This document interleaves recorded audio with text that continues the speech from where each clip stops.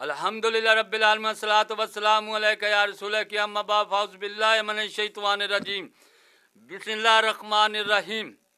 नाज़रीन इकराम, दोस्तों, बुजुर्गों, बहनों, छोटे बच्चों, अस्सलाम वालेकुम रहमतुल्लाहि बरकातहू। आज की वीडियो के बयान अल्लाह अपने बंदों पर सबसे ज़्यादा मेहरबान है। हज़रत उमर बिन खत्ताब रज़ी अल्लाह ताला अन्हु से रवायत है कि नबी सल्लल्लाहु अलैहि वसल्लम की खिदमत में कुछ कैदी आए। कैदियों में से एक औरत का दूध टपकने लगा।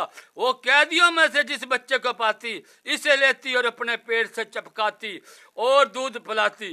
यानी कि जब आप सल्लल्लाहु अलैहि वसल्लम की खिदमत में कुछ कैदी आए, उनमें बच्चे भी थे, बड़े भी थे, औरतों भी थे। उस औरत का बच्चा जो गुम हो गया या किधर गायब हो गया, तो वो उसका दूध टपकने लगा। वो जिस बच्चे को देखती ना मासूम, उसे अपने गले से चपका लेती और प्यार से, रहमी से उसे अपना दूध पिलाती।